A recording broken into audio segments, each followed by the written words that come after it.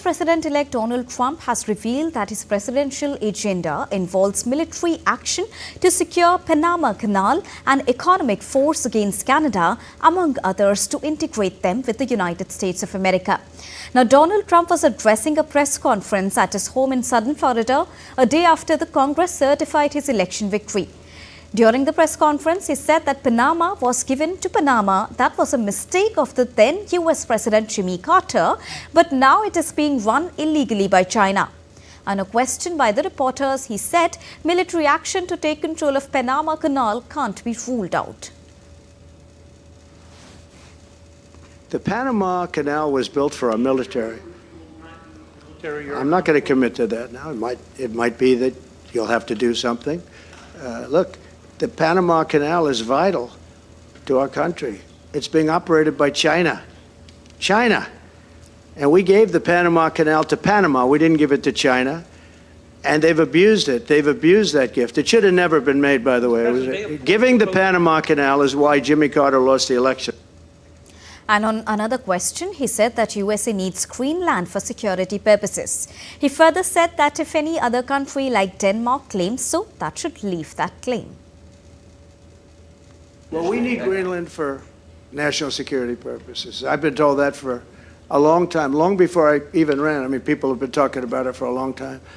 You have approximately 45,000 people there. People really don't even know if Denmark has any legal right to it. But if they do, they should give it up because we need it for national security. That's for the free world. I'm talking about protecting the free world.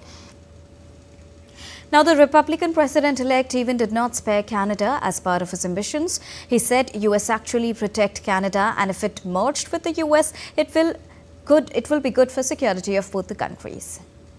Economic force, because Canada and the United States, that would really be something.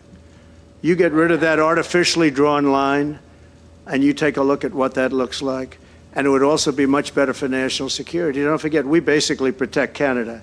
We don't need anything they have. We don't need their dairy products. We have more than they have. We don't need anything. So why are we losing $200 billion a year and more to protect Canada? And I said that to, as I called him, Governor Trudeau. I said, listen, what would happen if we didn't subsidize you, if we didn't, because we give them a lot of money. And the US President-elect Donald Trump further said that he wants to rename the Gulf of Mexico as the Gulf of America. He said this move will stop illegal immigration into the United States.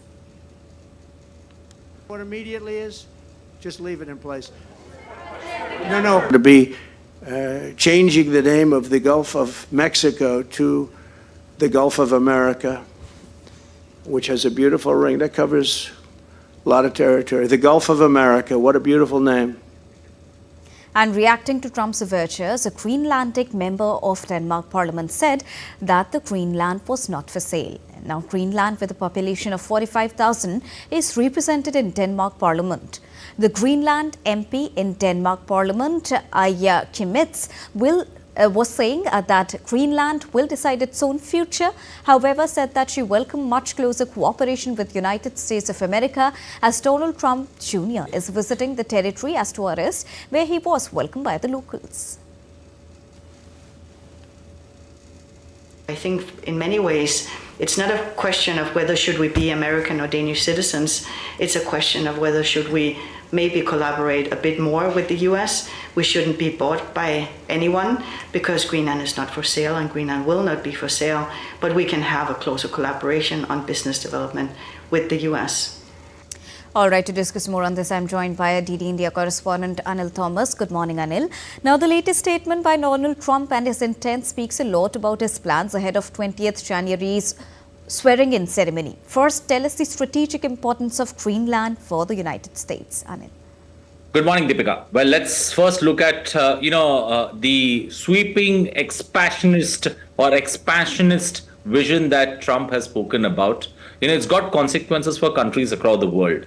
Let's look at the three countries that he's picked on in particular. He's talking about the Middle East. Let's leave the Middle East for now. He's talking about three countries in particular: Greenland, Canada, and also he's spoken about the importance of getting these three countries under his grip, the Panama Canal.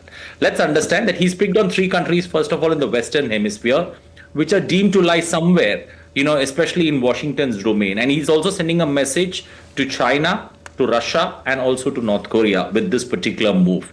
Now, firstly, Greenland. Now, why is Greenland such a one of great importance? That first of all, it's a country that comes under Denmark. It's got the shortest route, especially from North America to Europe, and it's home to one of the largest American space facilities. So that's the significance of it. Secondly, it's got the largest deposit of rare earth minerals, and it is capable of, at least in the near future, especially when it comes to high-tech devices, batteries that will be produced. So those are the significance of it. Now, Trump is very much like, if I may use a sporting term, he's very much like Muhammad Ali, especially when he talks from Mar-a-Lago. He's trying to get a psychological pressure, especially on foreign nations and their leaders in the first place.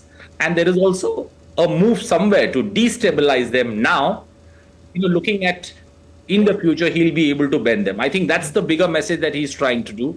And I think, time and again, he's speaking about Greenland as very important to them. Why? Because of the military efforts of China and Russia there, because they are all over the place. And he feels that the American, space facility, along with the American spaceship, American warships that are there, are in an unsafe land. He's also talking about protecting the free world. So it's a mixed bag that he throws to you. That's why I said it's a psychological blow that he's trying to do to world leaders. I think this could have large ramifications, because if he sticks to the word. I was reading many experts speak on it. They said this is more of trash talk that he has done, but it's the worst of world politics one has seen. We'll have to wait and watch. Trump's got this policy of talking big and going soft when he comes to power. Is he going to walk the walk this time around, or is he going to, walk the talk this time? That's something that we need to look forward to. Now, when we decode this entire narration as brought by you, what sort of reaction are we expecting from other surrounding stakeholders, considering its strategic influence as well, Anil?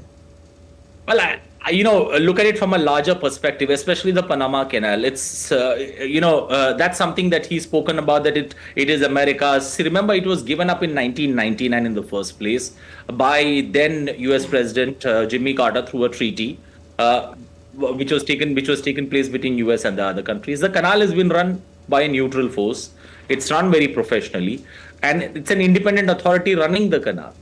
There is a problem of drought there, as a result of which sometimes you see longer delays, and US uses the canal, the maximum trade for US happens through the canal. The second best country that uses it more for trade is China. And why Trump has time and again, used this, I would again come back to the boxing term that Muhammad Ali uses, of rather using it psychologically. He says that there is one particular company which has got two doors or two windows that open into the canal, which are operated by Hong Kong based companies, and that's the reason he fears that there is too much of China, and there is too much of China's involvement in the entire process of how the canal is run. I think these are all superficial thoughts. These are thoughts that when you sit out, you would love to propose a lot of things that could change the dynamics of the country. But I think this is too far-fetched that Trump has done. It's nice to hear about all these things.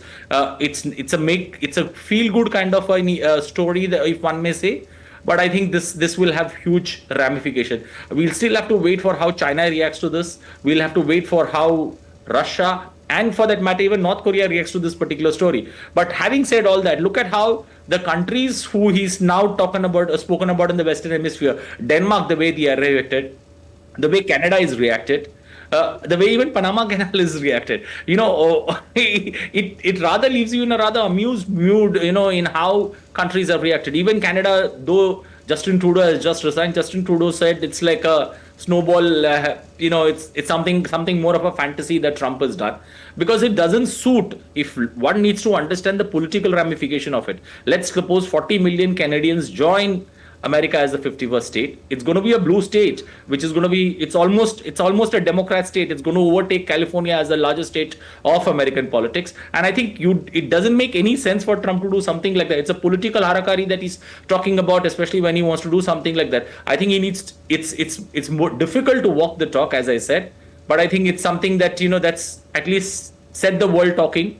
exactly 12 days before he takes control of United States of America. And I think he's got his purpose done, especially when it comes to the world getting to talk on the ideas that he has for the world. And remember, he's time and again specifying that he's doing this all for protecting the free world. So he's got a larger message there. And I think his idea of sending this message has been well received. But I think there is a lot to ponder about on what he exactly means. Thank you so much, Anil, for joining us and bringing a rounded perspective on the developing story.